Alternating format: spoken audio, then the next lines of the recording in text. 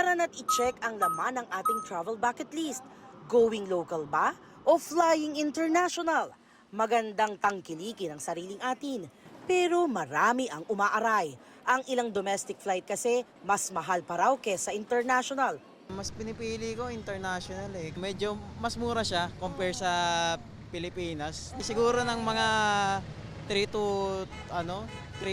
to 2,000 pesos. Ayon kay Rafael, mas malinaw ang diferensya kapag kinumpara ang gastos sa tour packages abroad at sa mga sikat na local destination. Next week pupunta kaming Vietnam.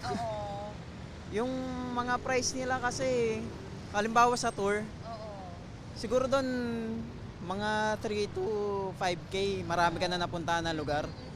Kung i-compare ko siya halimbawa sa Baguio, siguro mga 10K para halos malibot mo lahat sila. Dito pa lang yun, Oo, by dito land pa lang pa. yun. Oo. Oo, by land pa.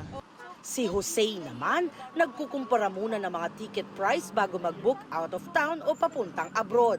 Pero kahit may seat sale, mas mahal pa raw minsan ng domestic flights. Yes, yun yung mga seat sale. Kaso, yun nga, dahil sa ang dami nag-aabang na katulad ko, minsan nagka-crash yung mga website ng mga airlines.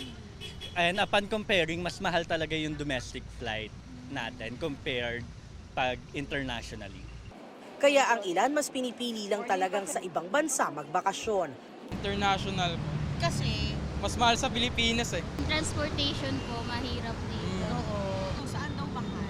Siargao po. Sinuri ng GMA Integrated News Research ang presyuhang makikita sa Google Flights data para sa ilang biyahe mula Manila na may departure date na February 1, 2026 at return date na February 7 ngayong taon. Base sa kanilang kwenta sa average price ng round-trip economy flight ticket para sa 22 piling local at international destination, pinakamataas ang average price ng flight ticket mula Maynila papuntang Basco, Batanes na umabot sa mahigit 40,000 pesos. Mas mataas pa yan sa halos 37,000 pesos na average ticket price papuntang Jeju Island, South Korea at halos 32,000 pesos papuntang Beijing, China. Ang lumalabas na average price ng ticket papuntang Coron, Palawan na mahigit 28,000 pesos, mas mataas sa average pricing para sa ticket sa 13 international destinations. Kabilang ang Shanghai, China, Chiang Mai, Thailand, Bali, Indonesia, Seoul, South Korea at Tokyo, Japan. Ginanap ang ASEAN Tourism Forum sa Cebu. Ayon sa ating Department of Tourism, pag-uusapan doon ang pagsusulong sa Southeast Asia bilang pangunahing destinasyon para sa turismo. Base sa datos na nakuha ng GMA Integrated News Research mula sa ASEAN database para sa taong 2024, Thailand ang pinakabinisitang ASEAN nation kung saan naitala ang mahigit 35 million tourist arrivals. Base rin sa bilang ng tourist arrivals, ikapito ang Pilipinas na nagtala ng halos 6 na milyon.